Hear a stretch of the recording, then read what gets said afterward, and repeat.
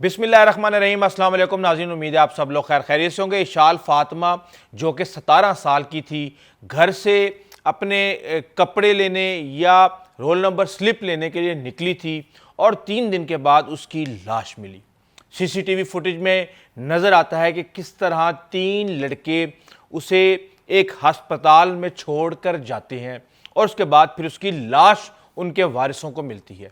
Phone किया जाता है उनके घर में कि आपकी बेटी उस यानी अली अस्पताल या जो भी अस्पताल था वहाँ पर मौजूद है। लेकिन इस सारी की सारी कहानी के अंदर एक बड़ा सवाल ये है कि आखिर इशाल फातिमा के साथ हुआ क्या। 3 से 4 दिन तक उनके वालिदैन और रिश्तेदार किस चीज़ का इंतज़ार करते रहे और क्या इशाल फातिमा को बचाया जा सकता था। किस तरह एक घर से चीखने की आवाज़ें आई इशाल फातिमा की, किस तरह उसको पहुंचाया गया, इस समेत बहुत सी ऐसी चीज़ें हैं जो कि इस व्लॉग में मैं आपके सामने रखूंगा। देखें, हमारे पास ये खबर आती है कि इशाल फातिमा जो कि मकामी कॉलेज के अंदर फर्स्ट ईयर की स्टूडेंट्स थी, 4 जून को घर से निकलती है और कहती है कि मैं अपनी दोस्त के पास जा रही हूँ। अब इस चीज़ पे मुतज़ाद बयानात हैं कि रोल नंबर स्लिप लेने गई या वो कपड़े लेने गई दर्जी से। लेकिन ज़ाहिर सी बात है, जून का महीना है, फर्स्ट ईयर के पेपर कब होने हैं, रोल नंबर स्लिप कब आनी है। अब मैंने ये देखा कि जो उनके वालिद थे वो कोई इतने पढ़े लिखे नज़र नहीं आ रहे, क्योंकि वो एक गांव के रहने वाले हैं, ज़िम्मेदार हैं। तो इस तरह के घरों में गोली देना बहुत ही आसान होता है।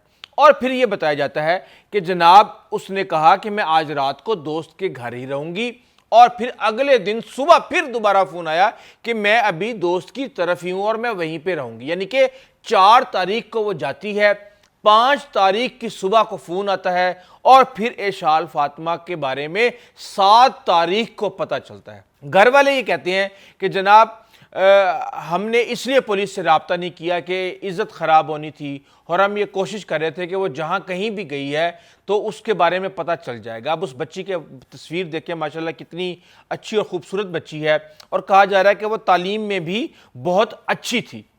अच्छा, 9:30 बजे के करीब उसको एक हस्पताल पहुँचाया जाता है। वो हस्पताल आने से पहले की क्या कहानी है ये मैं आपको ज़रा आगे जाके बताता हूँ।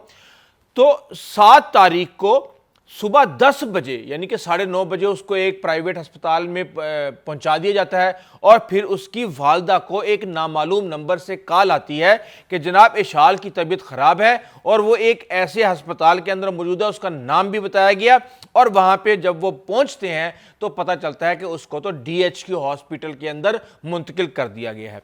DHQ में मुंतकिल करने का मकसद ये था कि जब ये पता चल गया हॉस्पिटल के अमले को कि ये एक पुलिस केस है, तो पुलिस को इन्फॉर्म किया गया, और फिर जाहिर सी बात है पुलिस की तमाम तर कार्रवाइयाँ सरकारी अस्पतालों के हिसाब से चलती हैं, तो फिर उसको DHQ मुंतकिल कर दिया गया। अच्छा, भी कहा जाता है कि जब उसको DHQ में मुंतकिल किया गया और उसके घर वाले वहाँ पे पहुँचे तो वहाँ पे थाना सटला टाउन की पुलिस मौजूद थी और वो नीम बेहोशी की हालत में पड़ी हुई थी।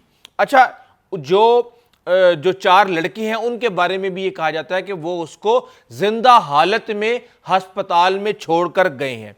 अच्छा, अब इस हवाले से जो अहले खाना का है, अब FIR तो दर्ज हो चुकी है। FIR के अंदर पहले 365 बी लगाई गई थी, फिर 337 जे लगाई गई थी, जो कि मुख्तलिफ जहरीली कोई चीज़ खाने, नशा करने, अगवा करने के से मुतल्लिक है। लेकिन उसके साथ ही इसके अंदर मुनज़्ज़म मंसूबा बंदी भी शामिल होती है किसी भी वाक़े के हवाले से।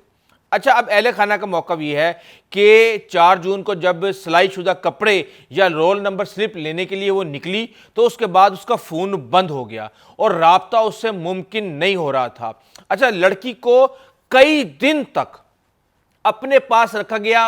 अब अहले खाना ये सवाल कर रहे हैं कि अगर उन्होंने इस बच्ची के साथ ज़्यादती नहीं की, अगर उन्होंने इस बच्ची को कोई नशावर चीज़ नहीं दी, तो 3 दिन तक उन्होंने अपने पास उस बच्ची को क्यों रखा। अब मैं बताता हूँ वो 4 मुलजिम क्या हैं। बहरहाल वो जो गाड़ी है जो छोड़ के जाती है, लाल कलर की होंडा सिटी या होंडा स्विक नज़र आ रही है, वो गाड़ी के ऊपर नंबर प्लेट भी गलत लगी हुई थी।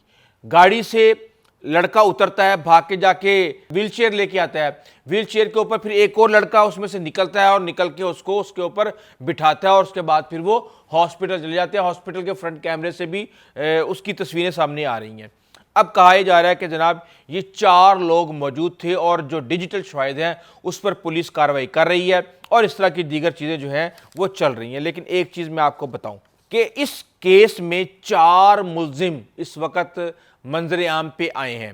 ایک ہے حسن، دوسرا ہے حسیب، تیسرا ہے خلیل الرحمان، اور چوتھا ہے اویس۔ یہاں تک کہ ان میں سے ایک جو چنگچی رکشے اور موٹر سائیکلوں کے جو مکینک ہوتے ہیں ان کا ایک بیٹا ہے، اور دیگر لوگوں کو بھی میں نے دیکھا ہے، کوئی اتنے اچھے گھروں سے تعلق نہیں ہے، لیکن ان میں سے 1 یا 2 لوگوں کا اچھے گھروں سے تعلق ہے۔ اب یعنی کہ اچھے گھروں کا مطلب یہ ہے کہ کھاتے پیتے امیر گھرانے سے تعلق ہے۔ اچھا، کہا یہ جا رہا ہے کہ انہوں نے نشہ کیا، انہوں نے پل پارٹی کی، یہ چاروں، کہا یہ جا رہا ہے کہ یہ چاروں وہاں پہ موجود تھے۔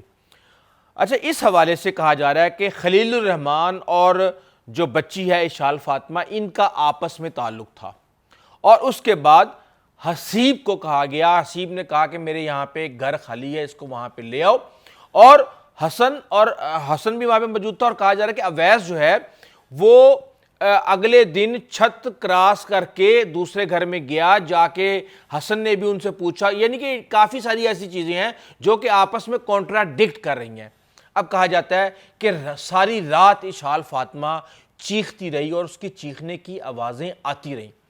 صبح کے وقت جب وہاں پہ ان چاروں میں سے ایک وہاں پہنچا تو کہا جاتا ہے کہ انہوں نے کہا کہ اس کے پیٹ میں درد ہو رہا ہے۔ حقیقت ابھی تو پولیس کی تفتیش میں سامنے آئے گی۔ اب پولیس کی تفتیش میں بھی یہ کہا جا رہا ہے کہ پہلے جو کہا گیا تھا ڈاکٹروں کی طرف سے کہ اس کے ساتھ زیادتی کی گئی ہے، اب جو ہے وہ رپورٹ میں سے تمام تر زیادتی خارج کر دی گئی ہے، نکال دی گئی ہے۔ پتہ ہی نہیں چل رہا کہ زیادتی اس کے ساتھ ہوئی ہے یا نہیں ہوئی۔ اگر زیادتی نہیں ہوئی اس کے ساتھ، اس کو اغوا نہیں کیا گیا، وہ لڑکی اپنی مرضی سے آئی تھی، وہ زندہ حالت میں ہسپتال میں موجود تھی، اور وہیں پہ اس کی ڈیتھ ہوئی، میڈیکل چانس بنا کے بھی اس کو ملزمان کو ریلیف دیا جا سکتا ہے۔ اور اس حوالے سے سوشل میڈیا پہ جتنا بھی شور مچ رہا ہے، چاہے سی ایم مریم نواز اس کے اندر انوالو ہو چکی ہیں، بڑے بڑے جو سٹارز ہیں وہ اشال فاطمہ کے حق میں آوازیں اٹھا رہے ہیں، تو جب چیخوں کی آواز آئی تو انہوں نے کہا کہ ابھی 4-5 بجے کا وقت ہے، 6 بجے کا تو 2 گھنٹے ذرا گزر جاتے ہیں، تو پھر ہم اس کو کسی ہسپتال میں چھوڑ دیتے ہیں۔ اور پھر وہ 9:30 بجے جو ہے ہسپتال میں چھوڑ کے آتے ہیں۔ اس کے بعد کی کہانی میں آپ کو بتا چکا ہوں۔ 9:30 بجے کی سی سی ٹی وی فوٹیج بھی سامنے آ چکی ہے۔ اس سی سی ٹی وی فوٹیج کی بنیاد پہ ان لوگوں کو پہچان کے ان کو گرفتار بھی کر لیا گیا ہے۔ لیکن یہاں میرا ایک سوال ہے، اور وہ سوال یہ ہے کہ 4 تاریخ کی شام کو وہ بچی جاتی ہے، 5 تاریخ پورا گزر جاتی ہے، 6 تاریخ پوری گزر جاتی ہے، اور 7 تاریخ کی صبح کو پتہ چلتا ہے۔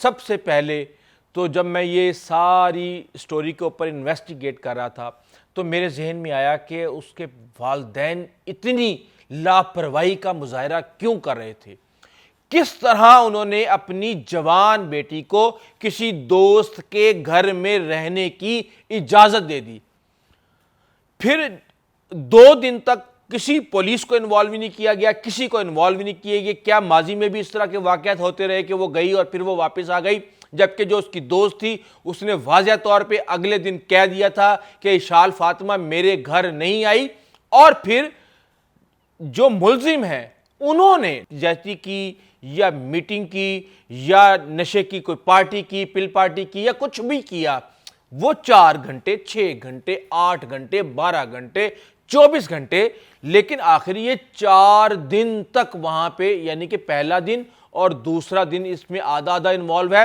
اور بقایا 2 پورے یعنی کہ 48 گھنٹے اس کے اندر پورے کے پورے 2 دن اس میں انوالو ہے۔ وہاں پہ ان کے ساتھ کیا ہوتا رہا۔ لیکن جب میں نے ان کے والد کا انٹرویو دیکھا تو مجھے احساس ہوا کہ وہ کوئی اتنے پڑھے لکھے نہیں تھے، ان کو ان چیزوں کے بارے میں زیادہ پتہ نہیں تھا۔ ظاہر سی بات ہے، اپنے شہر کے اندر رکھ کے اپنی بچی کو وہ پڑھا رہے تھے، تو جب باپ ان پڑھ ہو یا ماں باپ ان پڑھ ہوں تو ان کو گولی دینا بہت ہی آسان ہو جاتا ہے، اور ان کو آپ کچھ بھی کہہ کے ایون کئی دفعہ تو میں نے دیکھا کہ بچیاں کہتی ہیں جی ہم اس کے گھر جا رہے ہیں اور وہاں پہ ہم رات کو پیپر کی تیاری کریں گے اور کیا کریں گے، لیکن میں آپ کو ایک بات بتا دوں کہ بچیوں کو کبھی بھی رات کو کسی بھی دوست کی طرف رہنے کی اجازت نہیں دینی چاہیے، ورنہ اس طرح کے واقعات ہوتے ہیں۔ اور اس کے بارے میں کہا جا رہا ہے کہ یہ جو خلیل الرحمان تھا یہ کوئی بی ایس وغیرہ کا سٹوڈنٹ تھا، لاہور کے اندر یہ پڑھ رہا تھا۔ اسی طرح حسیب نے گھر دیا، اویس نے ان کی مدد کی، حسن جو ہے وہ بھی وہاں پہ موجود تھا، اس نے اس بچی کو ریسکیو کروایا۔ حسن نے جا کے ان سے کہا کہ بھائی کیا کر رہے ہو، لیکن جو رپورٹس ہمارے پاس آئی ہیں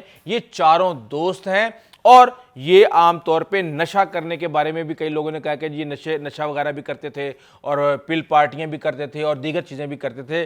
تو اب بات یہ ہے کہ میں آپ کو بتا دوں واضح طور پہ کہ انمول پنکی کا کیس ہمارے سامنے آ چکا ہے۔ اس وقت کیا کھانے پینے کی چیزوں میں ملاوٹ ہوگی جو اس وقت نشے کے اندر ملاوٹ کی جا رہی ہے۔ اب میں نے جب دیکھا کہ پنکی نے فارمولہ بنا لیا، اس کا فارمولے کے بارے میں نے جب انویسٹیگیٹ کیا تو پتہ چلا کہ 200 گرام پیور ہیروئن کے اندر وہ ایفیڈرین ملا رہی ہے اور دیگر کیمیکلز ملا رہی ہے۔ اب ایفیڈرین جو ہے وہ عام طور پہ پھیپھڑے کھولنے کے لیے آپریشن سے پہلے ایک محدود مقدار میں دیا جاتا ہے۔ جب یہ جاہل لوگ نشہ بنا رہے ہوتے ہیں تو یہ پھر تکوں اور اندازوں سے اتنا ڈال دیتے ہیں کہ جب کوئی بھی کمزور سینس والا شخص جب اس کو کھاتا ہے تو پھر اس کے لیے ایک دفعہ پرواز کرنے کے بعد واپس آنا مشکل ہو جاتا ہے۔ اور یہی وجہ ہے کہ ہم دیکھ رہے ہیں کہ اس ملاوٹ اور اس ویسے ہی ایک زہر ہے، اور زہر کے اندر مزید زہر ملا دینا تو آپ اندازہ لگا سکتے ہیں، اور ہماری نوجوان نسل اس سے بہت برے طریقے سے متاثر ہو رہی ہے۔ اس حوالے سے میں کوشش کروں گا کہ مزید جو بھی زبان کھولی ہے ان چاروں ملزمان نے وہ میں آپ تک بہت جلد لے کے آؤں۔ اس حوالے سے آپ کو اپڈیٹ کرتا رہوں گا۔ ابھی تک کے لیے اتنا ہی، آئندہ تک اجازت دیجیے، اللہ حافظ۔